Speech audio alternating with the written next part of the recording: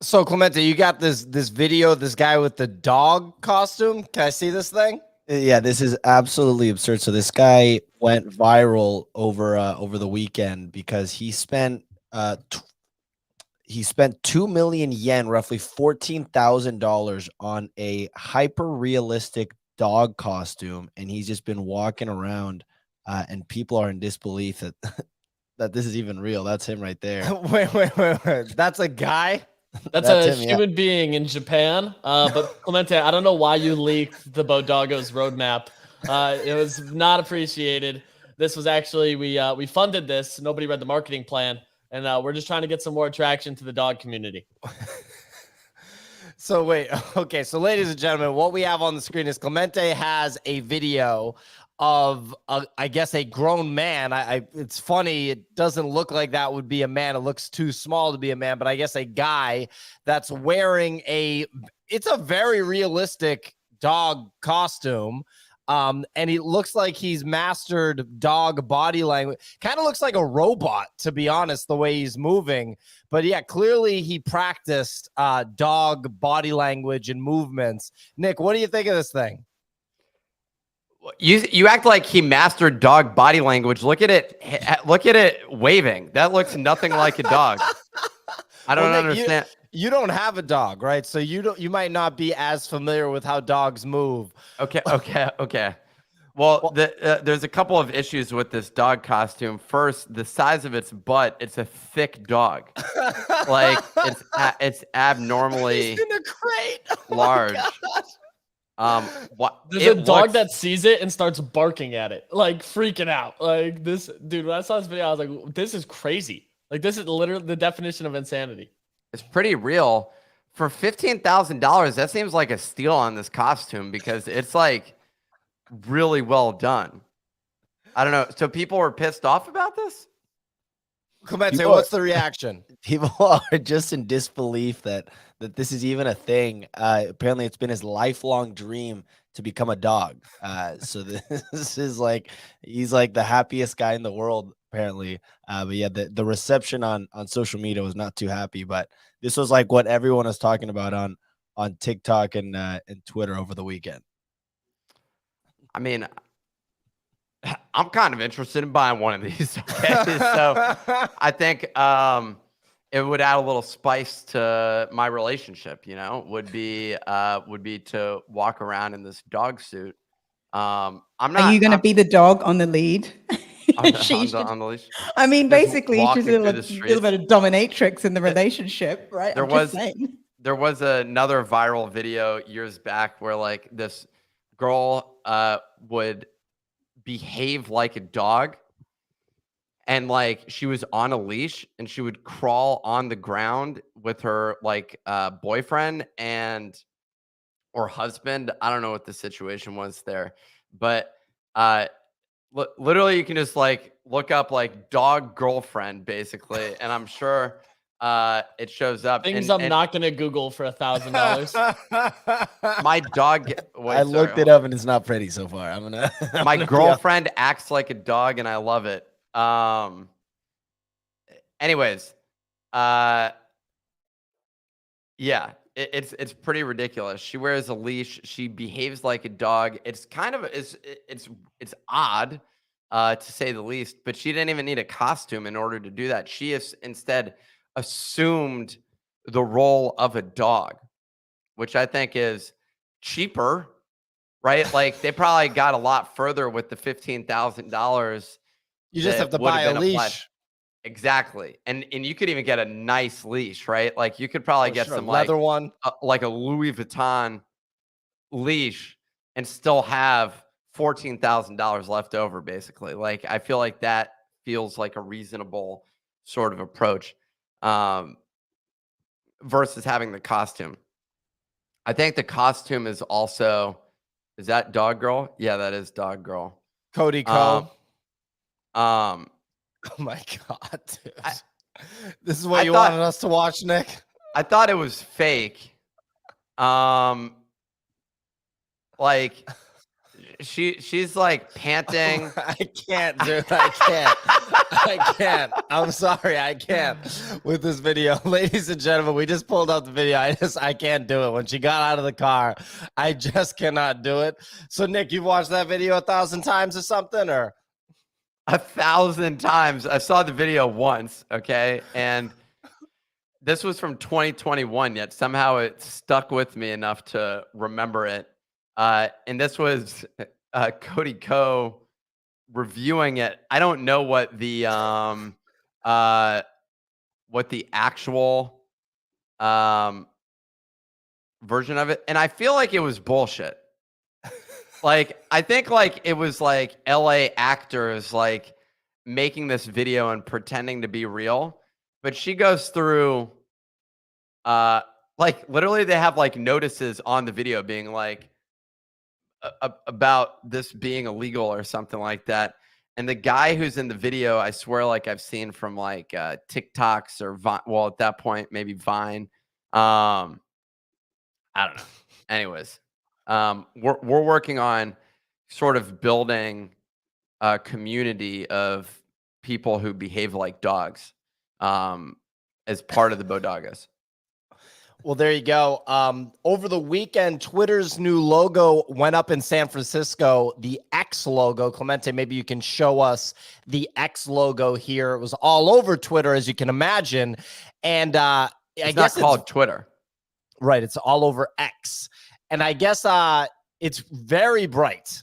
It's very, very, very bright. And the people that live next door were pretty disturbed by the presence of it. I certainly would be if I had just been living in an apartment for a while. Christ. That's an insane video. That is obnoxious. Of the X, yeah. So imagine you're just living in an apartment for years, and all of a sudden, a billionaire jackass, Elon Musk, puts this insanely bright light on the building next door. It messes up everything. Like, you just have this obnoxious artificial light. I'd be like, dude, turn it off at 10. Turn it off at 10 p.m. Like, let me go to bed. We don't need it. But good luck winning that fight against Elon. Clearly, this was something he wanted to do. They did get investigated. So the San Francisco did give them a notice that there were violations that they were doing, and that the investigation like starts this week. They're gonna like look into it. And then now everyone on Twitter is like, oh, they investigate this light, but they don't investigate people taking dumps on the streets. That sounds like a typical Twitter response to this. Yeah, it was interesting. Mark Andreessen went on the Joe Rogan podcast for a second time, and I want to say in less than a year. So he's all of a sudden a kind of frequent guest there, and he talked about San Francisco. And it was really interesting to hear his perspective on it. Nick lived in San Francisco for years, for I think Nick almost a decade, right? Yeah. I would be interested in hearing what you think of what Mark Andreessen said there. He was talking about how basically, you know, San Francisco just always has had a lot of fringe people. And when you have so many fringe people in one place, you end up having things like cults get started. And there's actually like a really robust history when it comes to cults in San Francisco and in Los Angeles for that matter. But he also talks about, here he is. He's saying that he's pro cult, because he's like, there's just situations where you got a cult together and some good things can come out of it. Like some interesting ideas can come out of it, is his position on cults.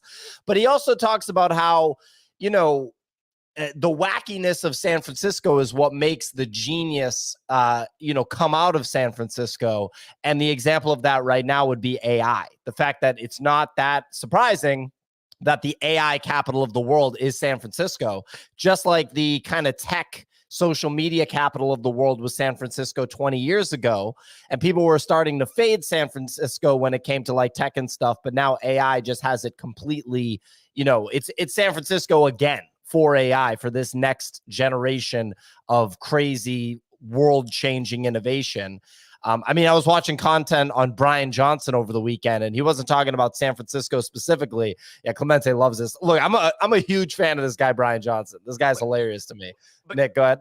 You didn't finish the first part. You're like, I'm really curious to hear about your take on San Francisco. Brian Johnson, I've been watching all weekend. Just keep going. Just keep going. I want to hear what else is going through your mind. Well, Brian Johnson talked about how like talent, basically talent is like how you hit the mark. You know what I mean? Like talent is how you hit the target, like incredible talent, but genius is how you change the game. And so I feel like that's in line with what Andreessen was saying about San Francisco. But yeah, I don't know, Nick, what are your thoughts on San Francisco now that you've been removed for almost a decade after spending a decade there, and seeing the AI renaissance that's happening there and innovation really thriving in San Francisco more so than any other place in the world when it comes to AI? I don't know how to the AI thing. I don't know about my thoughts on San Francisco have nothing to do with AI, like at all. So those are when are you moving separate. back? All right. I mean, I moved to New York for a reason. Fuck San Francisco, but I like California. I like California for like the outdoor side of things. And that's the nice part of living in San Francisco. And that's what I miss the most is the outdoor side of things. But other than that, the city, it sucks. They have good food though, as well. I will say the California produce is world class. And so living on the West Coast, you have better outdoor situation, typically better health.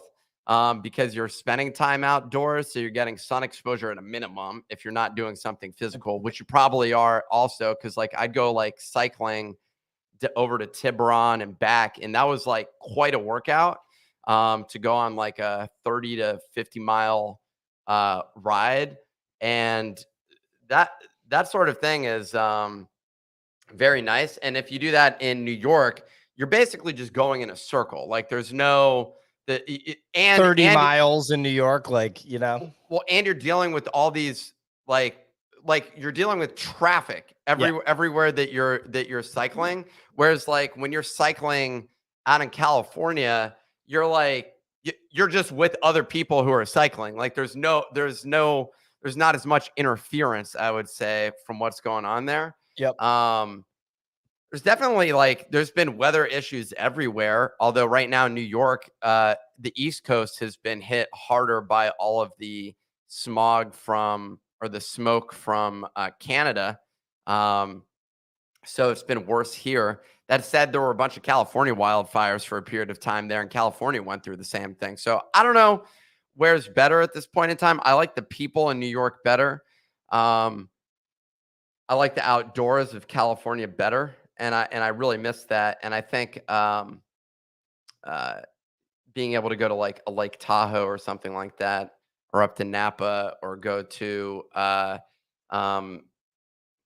Yosemite, or drive down US 1, or any of these other things. There's just a plethora of nature experiences that you get in California.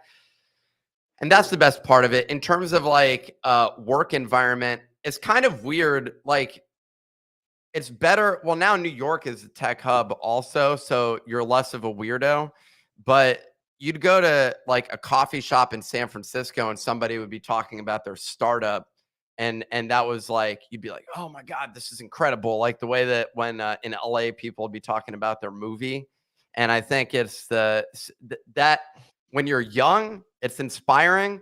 As you get older, you're sort of like, I don't want to hear about this shit. Like I got like work, and then like I got this sort of thing. And like the upside is serendipity, the downside is serendipity associated with it. Like this like condensed area where you're just like, I don't want to hear about your shit. Like I'm gonna be honest, I'm gonna go focus on my job and then go to my non-job portion of my life.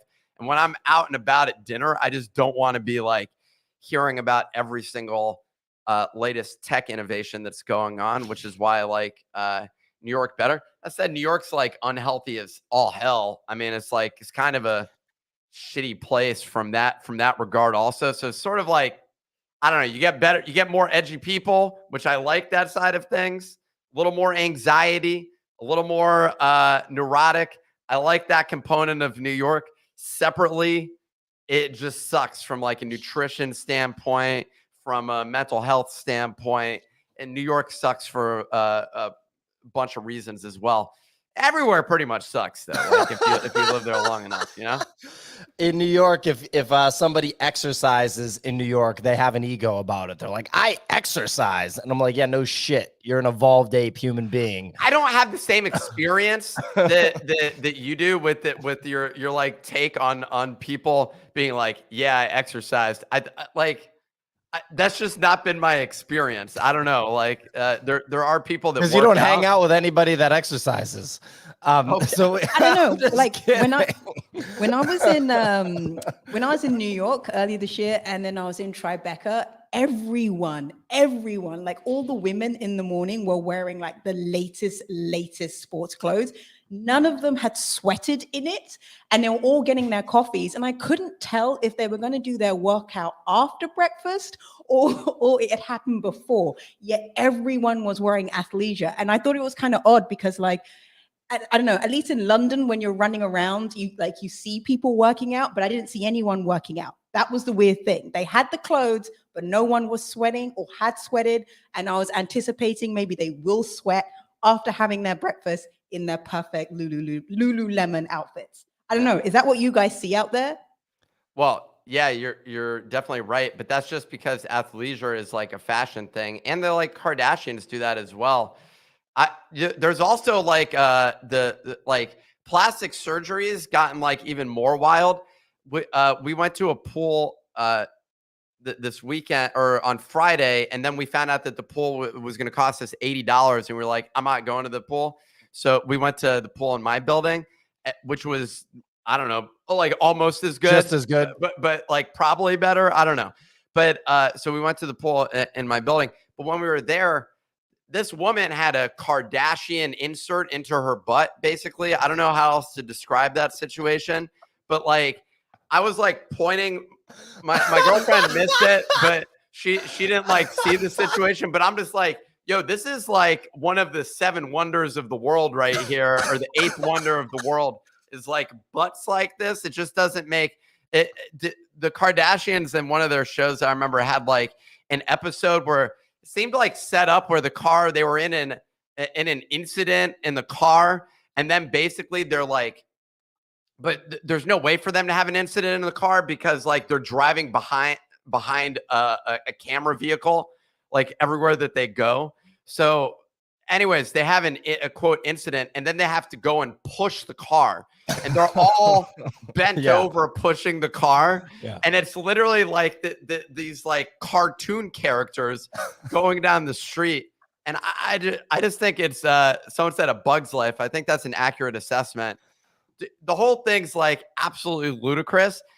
And she's wearing an athleisure thing. That girl does not work out. Like she just, the way she works, her exercise is going to the plastic surgeon, getting like a vacuum tube inserted into her stomach, or that like natural sculpting, and then turning that around and then jamming that into the butt to a degree that you're just absolutely surprised and shocked that a butt could actually look like that. A little bit of curiosity about what it looks like, but simultaneously, what? Like, when did that become like, we're just going to start jamming weird, like accessories, like at random parts to their body. Well, thank you, Nick, for the analysis on plastic surgery. Love to hear it. Ladies and gentlemen, we're going to get into this weather report. We've got some stuff to talk about in the show today. We got the base, this trending thing, base, and the bald token. We'll find out who's a baldy. But Signal, please. I don't even want to find out. Signal, let's please take it away to the weather report, please. Yeah, sure thing, guys. Last day of July, Monday the 31st. We've got total market volume coming in at 13.5 million. Blur taking that line share at 8.1. OpenSea down at 2.5. Onto leaders, a little bit of change. You got Apes now under 30. They're hovering around 29.7. Mutants at 5.7. Punk still in around the 48 range. Not much change on DGods. That's at 8.3. Azuki stable at 5. Capson stable around 5. And Pudgy's just having like a really nice little entry above that 4 ETH wall, staying strong at 4.3. Over the weekend, well, CryptoDickButts tweeted Series 4 passing of the torch.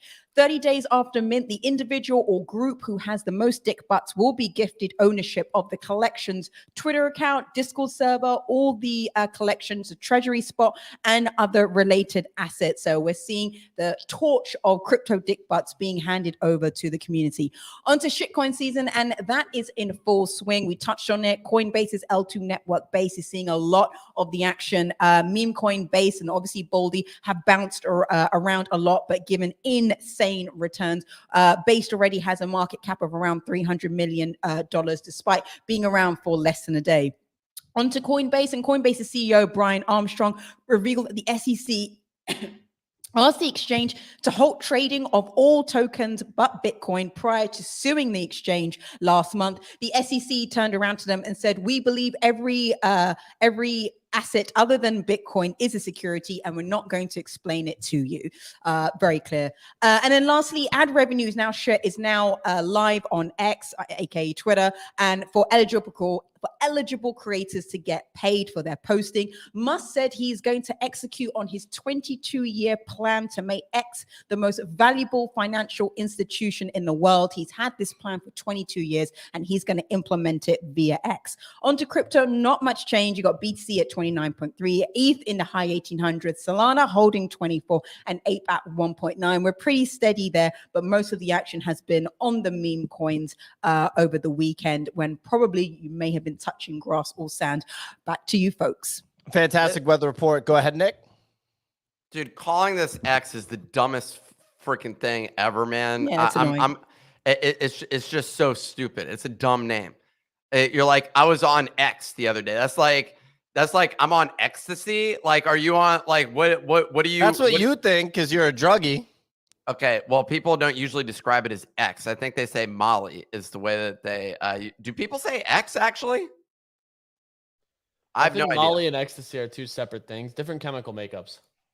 Okay, yeah, but generally people have like moved from ecstasy to Molly. Molly is like the main. Both still burn a hole in your brain. Okay, but still, the bottom line is not the distinction between ecstasy and Molly. The question is do people call it X? I don't know, but I don't think that they do. Anyways, man, fuck this name. Pio, what's the next part of the news? X is the everything app, Nick. Well, look, ladies and gentlemen, some updates from the Nifty Daily Digest, which is the daily newsletter you can subscribe to at thenifty.com. You need to have an account at thenifty.com to claim the free NFTs that we give away almost daily. So make sure you go to thenifty.com and make an account. First story, Memeland released a new round of traits for female captains, with the Smart PFP allowing customization based on the owner's preferences, and more traits are anticipated to be introduced soon. So you're seeing that roll out from captains. Next story, Proof revealed the schedule for Grails 4, with mint passes to be airdropped to Proof Pass holders on August 1st, granting them 1 week to choose from 20 different art pieces on August 7th, and the artist identities to be revealed on the 11th.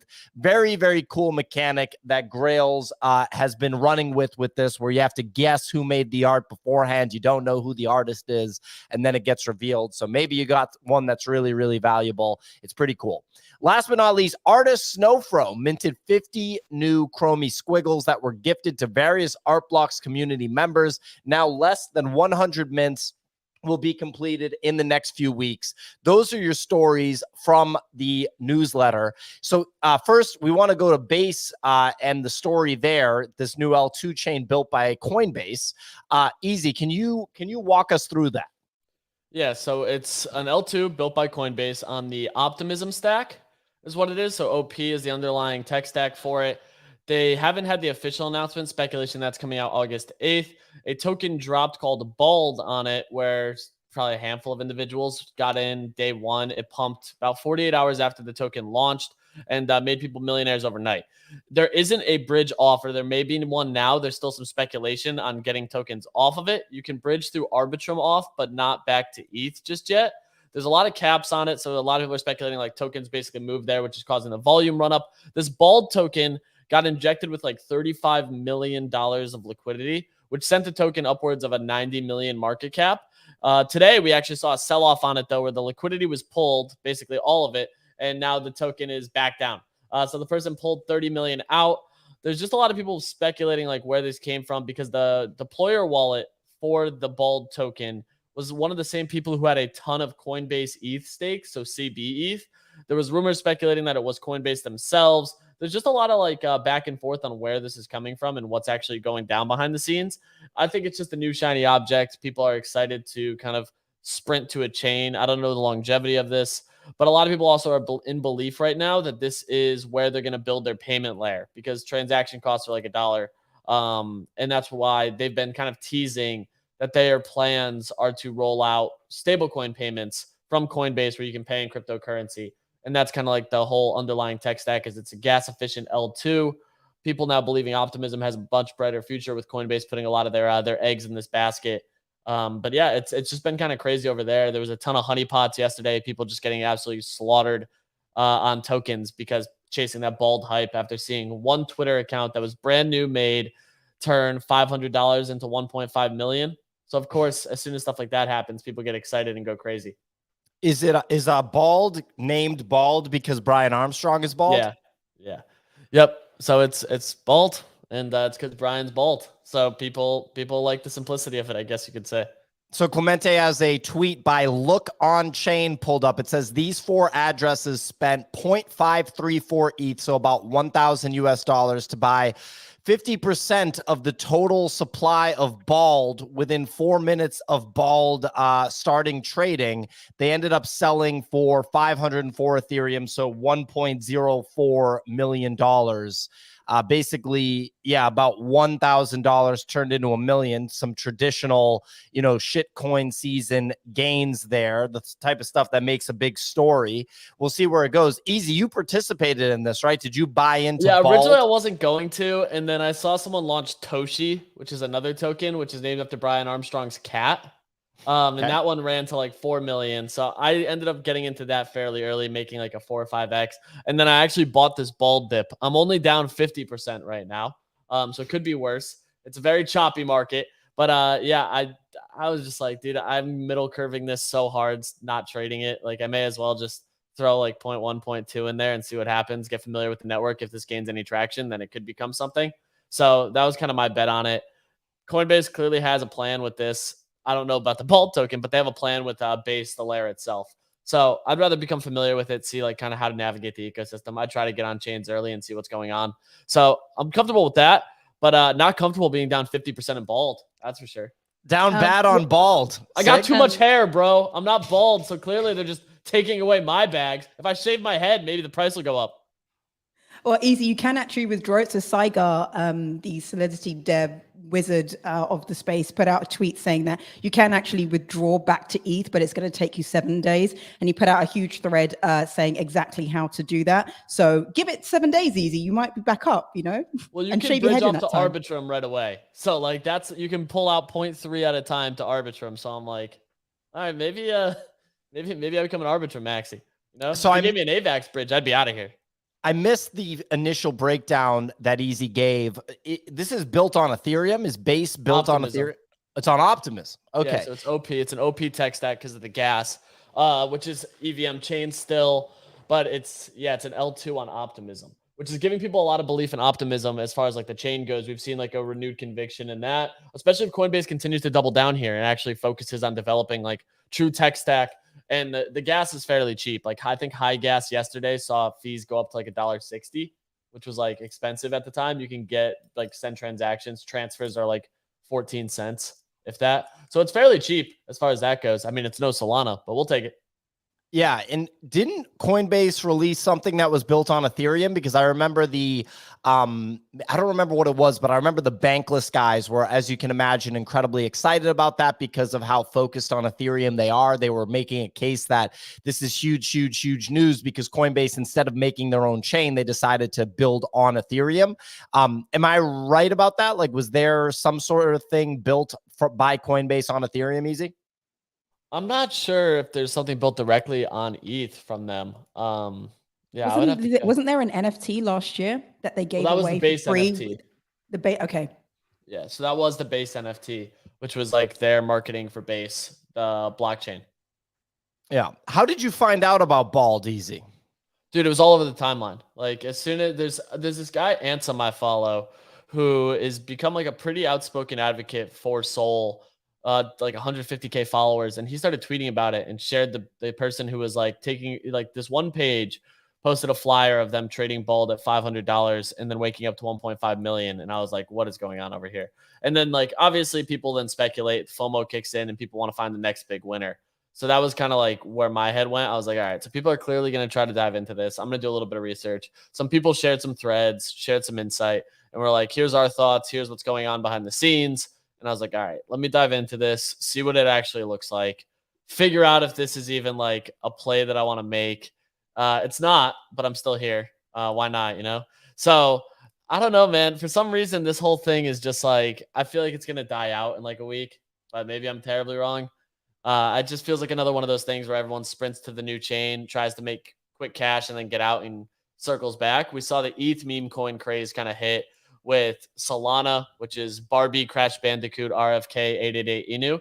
And then, of course, Bitcoin, which is Harry Potter, Obama, 10 Sonic Inu, both doing really well. As, of course, these freaking names, doing really, really well. And then you kind of saw the liquidity dry up here, and because everyone kind of pivoted to base for whoever knows how long. Speaking of dumb cults, the people trading this shit, you know, this is like this is so ridiculous. Like, how many people? Wait, that's still pumping? Yeah. Oh my god. Well, how many days into Bald are we now, Easy? Is it 2 days? Three days? That feels late. That feels very late. Yeah, I'm taking a look. Yeah, 3 days exactly. 3 days exactly right now. So that feels pretty late. That was my thought yesterday, and I was like, dude, I'm gonna middle curve this, and I'm tired of middle curving stuff, so I'm comfortable losing 0.1, 0.2, and maybe I make some money on it.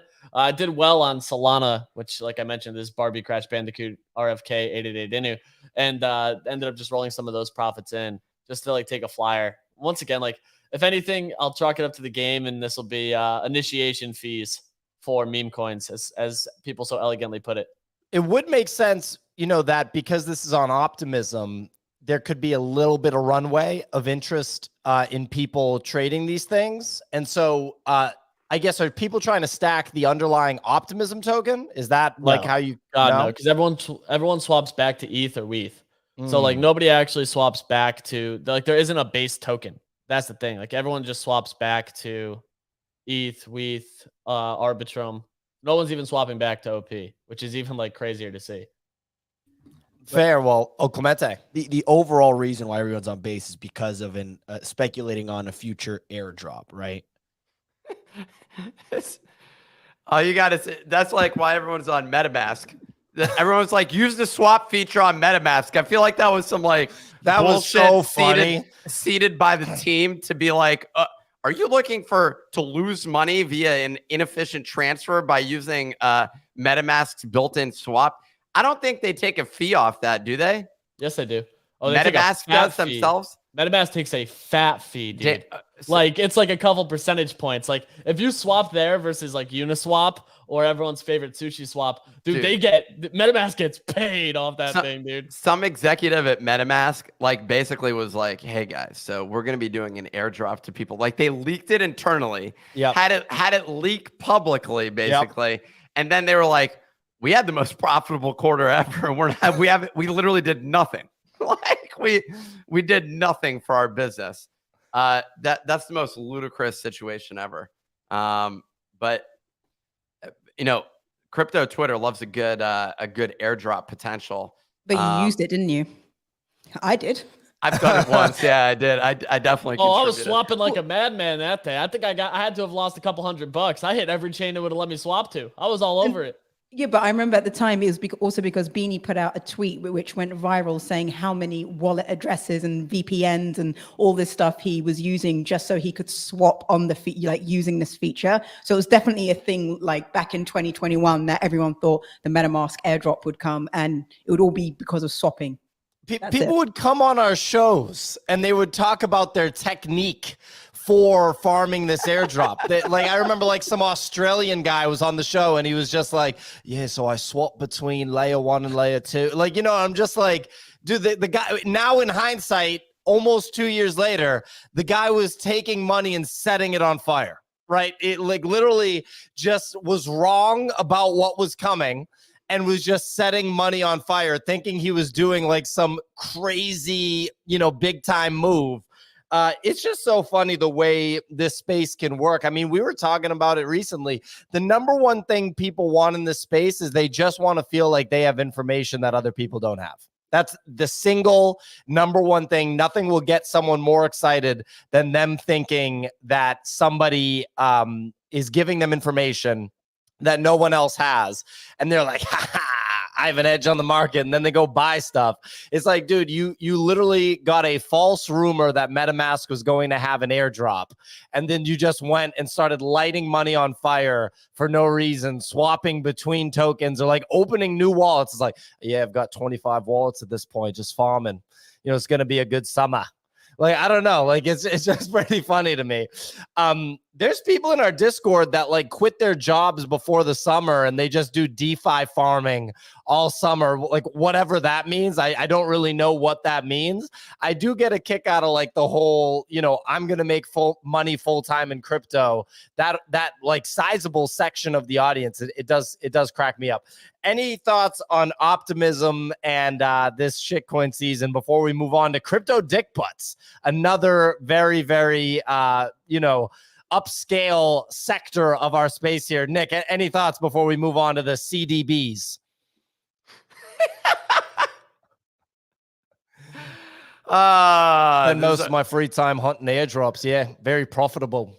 This is our lives. Like this is what we're discussing. That's nice, dude. No, I mean, here's the reality though, is like my cynicism towards this is probably as bullish as you possibly can get on any of this, which is probably all of it. I'm swapping right now in MetaMask. I'm emailing their team to ask when airdrop. It's coming now, just because Nick said it's not. Something's gonna. Well, I was more speaking about these other coins that you're trading, but yeah, I mean, anyways, congrats to everybody. Yeah, I mean, look, Pepe was something that anybody was able to buy, and basically, like making $100,000 on Pepe, you didn't even have to be that early. You know what I mean? Like if you bought it in the first 72 hours and put in like, I don't know, $800, $900, I kind of feel like that was a 6-figure trade, which is wild. The space is wild. People really like gambling on tickers, which is basically what we're talking about here. Mm-hmm. What's Solana's ticker? Easier. What's the coin called? Barbie Crash Bandicoot RFK 888 ENU. It's a great way to name. There it is, Barbie Crash Bandicoot. Ray T is in on Barbie Crash Bandicoot, Nick. So watch out. Ray T is going to be printing Lamborghini coming. All right, we'll cover this quickly. CryptoDickButts announced a Series 4 mint and a quote unquote passing of the torch. What passing of the torch means is it sounds like and this is a nice line for crypto, the project is going to be taken over by the community. Am I right about that? Am I saying that right, Easy? The project is okay. That's what it is. And by the way, the way they would you look at that? Whoever buys the most of them then gets blessed with owning the collection. This is how you take money on the way out. Yeah, they get all the responsibilities. They get all the headaches. They get all the fun that comes with it, for sure. So I heard a lot of positive commentary from people that interacted with the Mint site, and that's what the comments are all saying. That said, it's I don't think anyone's probably excited about the floor price of these. What is it? Down? Well, it's just gone down. Like I think it got cut by like 50% or something. Yeah, it was at 1 ETH and then it dipped all the way down to 0.55 and it's recovered a little bit to 0.7, but a huge drop off. I mean, the reality is with these projects, you want to trade the meme, basically, like the only the meme moment. You don't want to hold a meme. A meme, you got to treat a meme with respect. Okay, when the meme comes, it's going to take everybody by storm. And wealth of unimaginable levels can be generated during that time. But there's many people who get caught up in the hype and think that means indefinitely that meme is going to stick around. And the reality is it won't. Like, a lot of people are like, man, the crypto dick butt community is just one of the best communities that I've ever seen.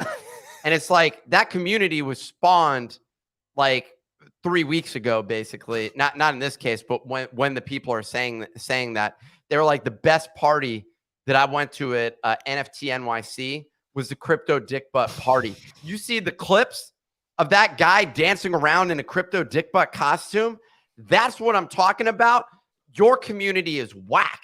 It has no chance of succeeding because the crypto dick butt community throws the best parties. Everyone talks about the best parties at these things, which is like once a year someone throws a bash. Here's another way. And the majority of this entire space does not attend physical events and will not in the future. Their position is, I haven't gone to any and I'm not going to ever go, is the actual position for over 50%. Go ahead, Nick. But the videos of them create, I guess, some level of FOMO. It's like weird getting FOMO over these parties. Like, it's just like like, it's not a place where you're like, oh man, I needed to be hanging out with that group of people. Like, no one literally in the world is like, other than the people that are like friends with those individuals that are at the party, of which there's like 50 people who are friends with them. And I'm just saying this in general, like, we host our own parties. No one in the world knows what the fuck's going on at that party. Like, I'm just saying, like, we host, I love our events, but just in the grand scheme of things, it's not like Jeff Bezos was at that event. You're like, I missed it. Or like you were hanging out with some famous actor at that party. No, it was like Johnny whoever who like flipped a punk, 3 weeks ago and made $500,000. What's that? Johnny was there? Johnny was there at that party. Like, but literally. Well, you're taking me back to, at Breakpoint last year, Breakpoint, absolutely fantastic conference. Really excited to go to it this year and excited about our event. Shout out to all the Bodagos that are going to join us there. But last year when we were trying to get into events, Easy would be like, yo, the event tonight is the whatever. And it was just something I'd never heard of before. And he's like, yeah, we got to get into this event. I think I can get us in. I think I can do it, blah, blah, blah. We get there. There's a long ass line. Easy has to go to the front and sweet talk his way in. And I was like, I don't want to go to this. And nobody in the whole world wants to go to this except for the people in this line. So that was like my thought. I mean, to be fair, that's kind of every party. Like, every party in existence is like, most people aren't, although that's not true. Like, who is that guy that threw the Hamptons party? The white party? Yeah, that every celebrity was at.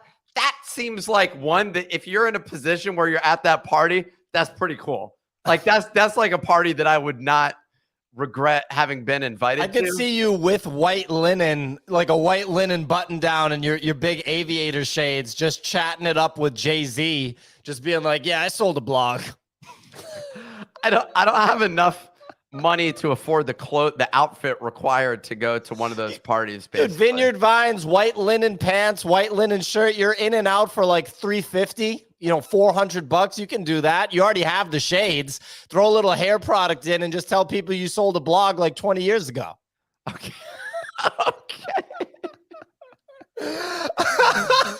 Yeah, like 15 years ago. 15 years ago. I made some money.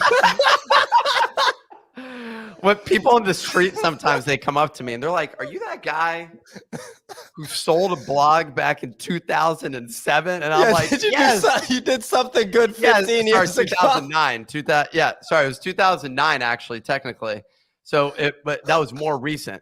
That was more recent. That was 14 years ago. I had just moved into an apartment with 5 other guys, and we were like, this is cool.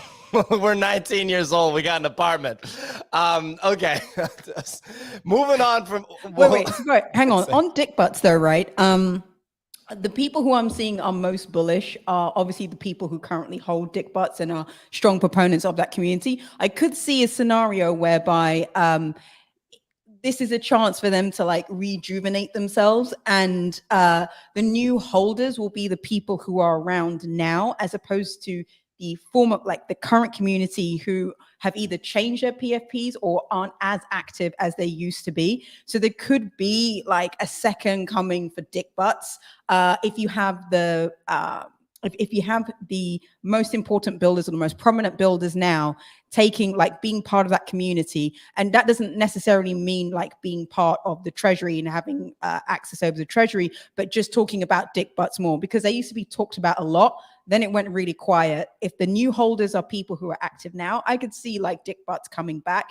That has nothing to do with price action. It's just like in terms of the community having more momentum. So dick butts could have a second renaissance. But look, this trend of handing over to the community, like Pio, you've talked about it in the past. It's not the first, it's not the last. And I reckon we're going to see a lot more of these. Can you hand over your project before you go on your summer holiday and just tell Dean what he needs to do while you're away?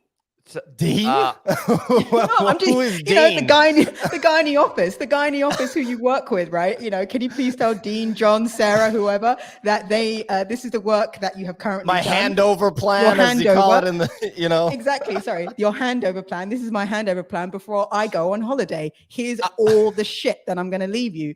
But hey, if that is somebody who's eager to take over that handover plan, it could be a good thing.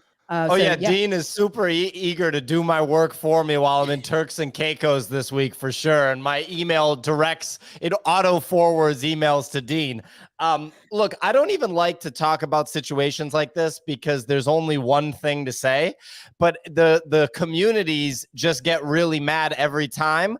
Then 5 months go by, the price is in the gutter. It's basically at zero. We were absolutely right, because it's not hard to be right in these situations. And nobody comes forward and is like, you guys were actually right about that. I don't know why I was so mad. I've moved on to pissing off sports fans and fans of hip hop artists. That's who I'm targeting these days, because there isn't even an asset tied to their allegiance, or I guess maybe they bet on the sports, but that still has nothing to do with me. But there's only one thing to say when a project gets turned over to the community, / when a project was not a startup company and basically not something that's being pushed in the fine art world, like literally the traditional fine art world. Guys, there's only 3 paths in this space, or only a couple of paths in this space. And if you're not doing exactly those paths, the price is going to go down. So if the people that made CryptoDickButts don't want to run it as a startup, and they're not figuring out how to get Sotheby's and Christie's and the traditional art world to take it seriously as art and get it auctioned for high prices, then there's no route to it going up, unless they wanted to actually make a video game that actually people were going to play. But that really just falls into the startup category. There's nothing to say here. And the fact that they have a mint on the way out, I'll let you discern what you make of this situation. And can't wait for the angry tweets and can't wait for people to respond to me. What do you want me to do? I got a microphone in my face and I'm being asked my opinion about this. What do you want me to lie? Yeah, I think this is going to turn out really well. This is going to be a better investment than Apple stock. Like, no, I don't know what you even want me to say. Nick, is there something you want to like Nick, go with this? Is there something you want to add here on the way out of CDBs? No. I mean, you're dead on about like the community's getting pissed off. It's basically like you can't say anything. Like opinions in this space, people are infuriated by it. I just saw Paul Graham tweet something about, this is unrelated, but I'm about to pull it together here, which is that liberal students, 85% of them versus 35% of conservative students are offended and don't think that there's space for offensive, it said facts or opinions. Now, here's the problem with this. I don't think there's space for offensive opinions in the class, like for a teacher to be sharing their offensive opinion. I agree. Like, you're not going to be like, stay up there and say something just arbitrarily racist. Like, you're like, and be like, yeah, and that's what my thought on the world is. I would have thought you would be registering for that class real fast, Nick, knowing what your beliefs are. Don't the majority of people think that like it's, but then offensive facts, that's weird. Like they just like group that into like the same thing. I don't understand this study. Like it's a dumb study, which appears aimed at basically I'm offended saying by that opinion, that Nick. liberals are all a bunch of snowflakes, basically, which seemed to be the purpose of that, like of that headline, of that article. But I'm like, yeah, offensive opinions for a teacher to stand up and just be like, and yeah, and that's why this whole community of people is a bunch of losers. That would be interesting. Yeah. That's basically what I just said as well, by the way, was that like some community X is a bunch of the bigger thing is that like everybody's very sensitive in the NFT space. Yeah. It's a sensitive space. To like people's take on their like project. And it's because there's no basis for any of it, basically, for the majority of all these projects, which is why everybody is so sensitive. It's because they either made a stupid purchase and they know deep down inside that that purchase was one of the dumbest things that they may have done in their life. And then the other thing that they may be doing in addition to that is, or they're running something and they're so lost in the process of it that they're basically sensitive to all the commentary on that particular project because they have fear, deep fear, like within themselves, and they haven't been able to find, security with what they're doing.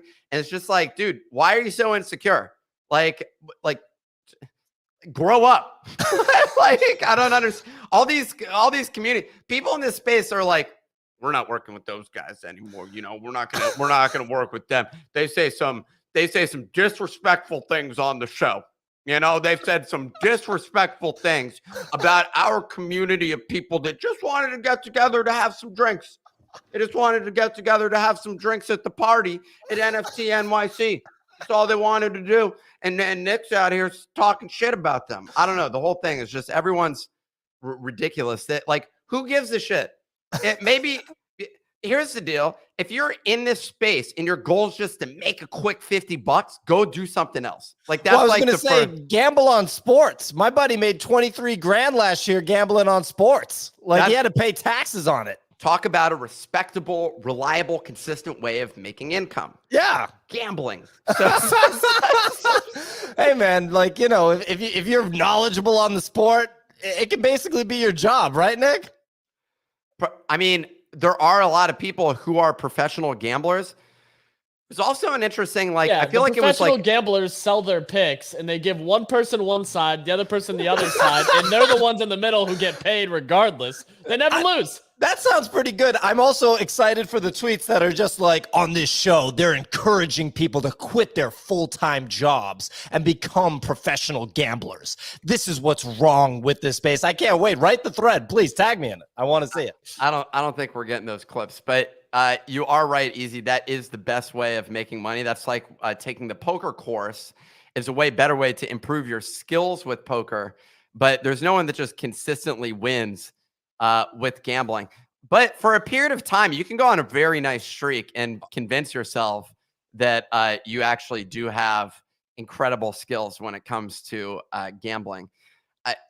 Yeah, it's generally not a good habit. That said, the best part of it is if like you're bored, you want to go to the casino, sit around people who are smoking cigarettes and just, waste away your day for a period of time. It's all good because you'll get some rewards and you'll get to eat at the buffet for free.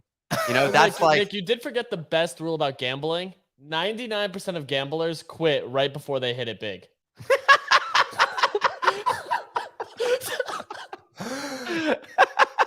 Well, also, we got one of our commenters on YouTube here, Miguel Ribeiro, long time, or maybe if he's Brazilian, Ribeiro.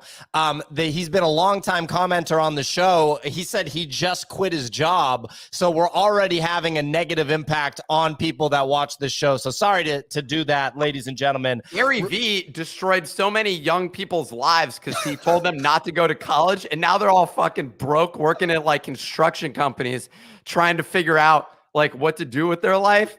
Because they're like, I thought this social media agency was going to like really like make me a fortune. But it turns out everyone can't run a social media agency that makes 7 figures a year. I'm sorry. Like not everybody in the world can do that.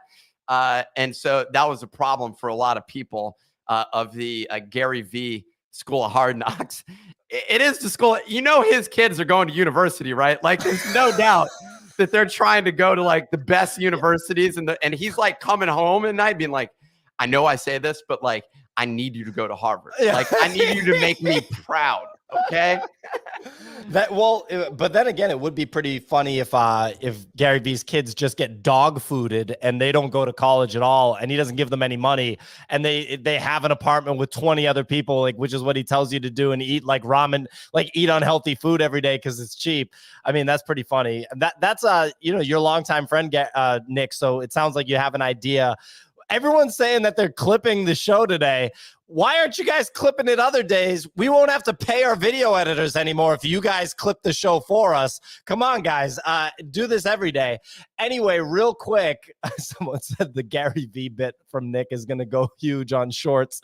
Other people are going to text me and be like, bro, buy another spectacular. Why are you undermining me? I thought we were friends. Just kidding. Gary V is a strong person and doesn't give a shit about what I say. He'll think it's funny.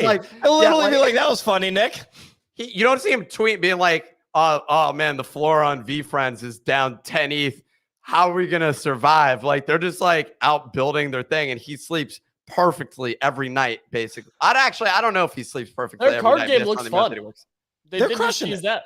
Yeah, I will say the card game looks fun. They just did a live stream of it. I was like, damn. These guys keep shipping shit. We're talking about Gary V here, guys. We're not talking about the CryptoDickButts. We're talking about Gary V, guys. The guy's been at it for like 25 years. No, but I think that CryptoDickButt holders are very similar to Gary Vaynerchuk, who's out building a business. The only distinction is like one bought an NFT and the other one went and built a business, And I think that they're pretty much the same thing. But Nick, you're overthinking it. CryptoDickButt holders may be forced to build a business after they get handed the project on their way out. You don't have a choice. Let's get the let's get it going. Let's get that strategy plan going. Open the business bank account. Let's party. I heard Chase has a deal on the credit card, the business credit cards. You spend $3,000, you get like $500. Congratulations, you just won the obligations of our project. That's like the best exit ever. You're like, God, I fucking hate running this project. This is the most annoying thing ever. Can we figure out a way to make money, pat our pockets on the way out, and just dump this obligation on somebody else? It really is. It is a smart move. So credit to the CryptoDickButt team. Brilliant. For coming up with this alongside many other people who are doing the exact same thing. They're the real winners of the NFT space. I'm going to be honest. If you were able to make it out of here with a few $1 million and no mental stress over what you're going to do for your holders, I wonder how many people also, like all the people that were pumping up Gary V about VeeFriends, you're stupid not to be buying this at 5 ETH or something like that. And some of these other projects, none of those people show up again. They all disappeared. They're all MIA. I don't know where they went. They're the ones working at the construction company now. That's basically what the situation is. Anyway. There you go. Look, Clemente, anything else? I know that you have some stuff on this call sheet that we're not going to have time to get to. Is there anything that you think is worth doing before we wrap? The only thing to really quickly touch on is these grapes have just been crushing. We talked about them on the show, 0.15 ETH. They're Animoca backed. They're dropping the token Grape Coin. They're up 130% to 0.44 ETH. That's pretty much the only thing that's been winning in the last 7 days outside of meme coins. So that's two mobile games live right now. Speculation that the airdrop, the math right now has been that you'll basically get $5,000 for owning the NFT is what people's quick maths are saying. They have Grape Solitaire, so basically just a reskin of another game, but they have a good chunk of daily active users. I'll give it to them, man.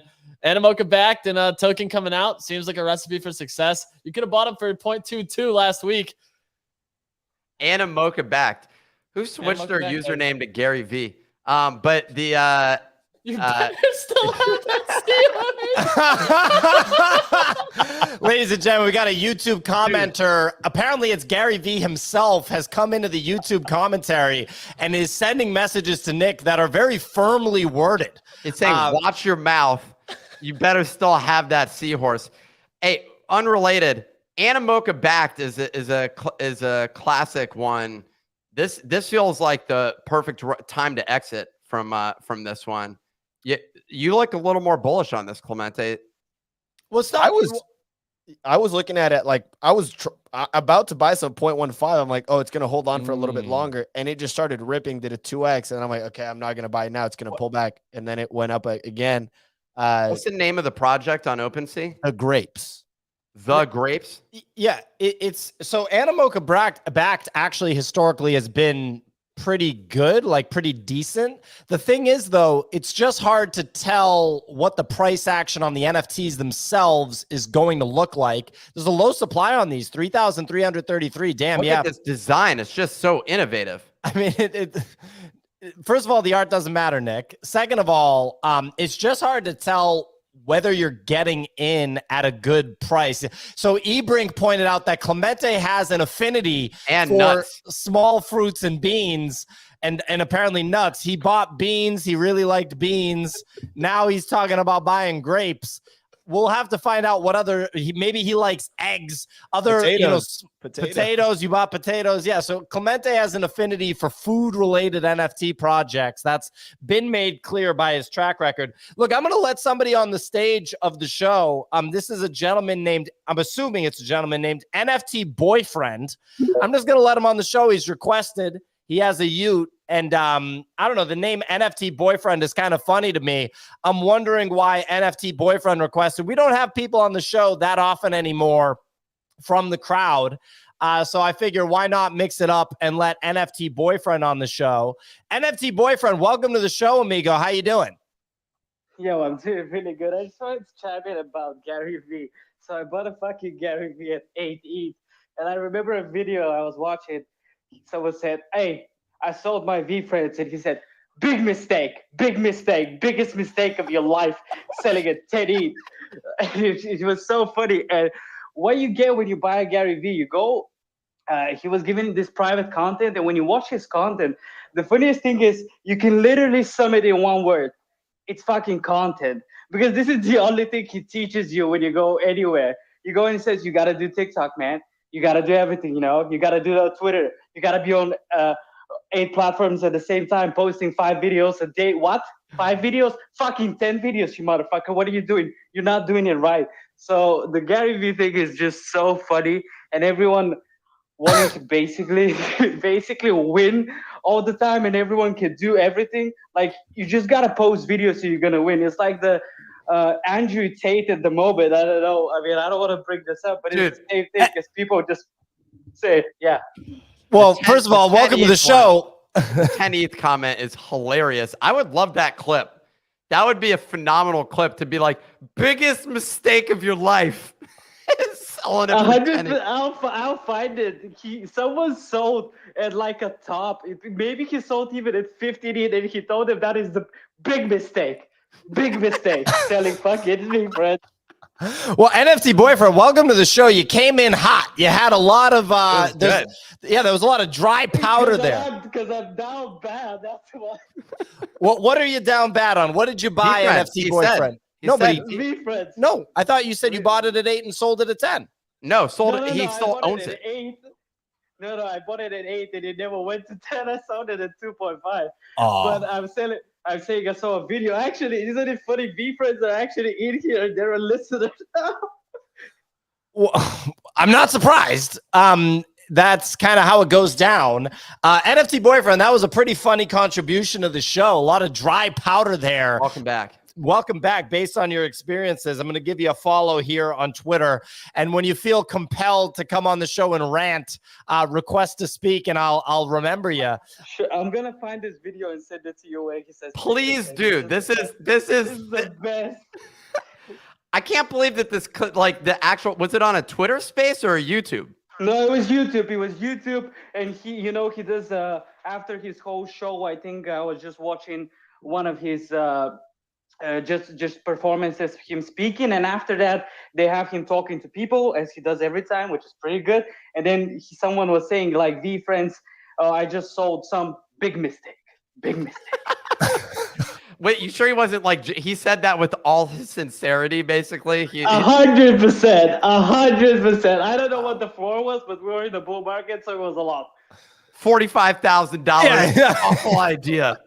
I'm worth 60 billion. That's what this is. This should be worth, basically. Well, and also we're moving into the third year of VeeFriends, right? So like you only get 3 conference tickets with the VeeFriends NFT, which is like that's like the main utility other than the ones where you had Gift Goat, where like what does he send you, like a wine bottle or something like that? Well, the early Gift Goat NFTs were more NFTs, and those were high value. So there were like people that were like, you know, making a lot of money off of those original Gift Goat NFTs, because they'd be the Gift Goat NFTs that dropped early on would be by artists that were hot in the NFT space at that point.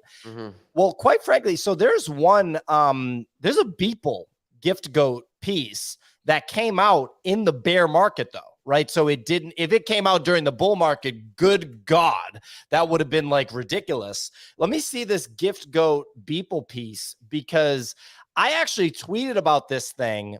It's not the artwork. Have you seen it? Oh, Nick? the one of Gary V. It's Gary as a goat with like udders, like he's ready to be milked. You know what I mean? That's what people made. So from an art perspective, it's not something that you would quickly frame it. There it is. So you wouldn't put this on your wall, but it is a Beeple piece. It expanded Beeple's supply. I talked to my friend who's a Beeple collector and asked him about it, and he said he didn't like it because it's ugly, which I think at the end of the day it is ugly. It's this one is also, the resolution on it is kind of weird. Like it looks like a paintbrush or something like that. Regardless, it is a Beeple, and Beeple is at this point probably the #1 artist in the traditional art world from the NFT space. If he's not #1, he's for sure top 5. He's probably top 3. He's one of the names, right? And he's posted the highest sales out of any other artist. Clemente, what's the floor on this thing?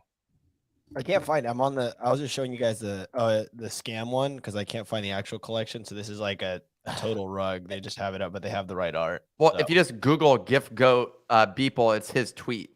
Okay. Well, that's why, Nick, you think the resolution is off, is because that was literally a fake one. No. It's on Beeple's Twitter account. Like this is, I'm sharing it in private.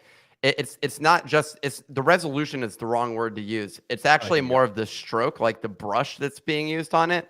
Okay, so you're just giving Beeple artistic feedback. I got it. Okay. Yeah, this is at 0.32. It's at 0.32. So what's that in US dollars right now, Clemente? It's and $600. What's the supply? It is so you can get 555. It should be. No, it looks like 1,110. But if you click on the project Beeple X VeeFriends, it tells you the supply at the top. Stop scrolling. 1,110. Yeah. So, and it's about $611.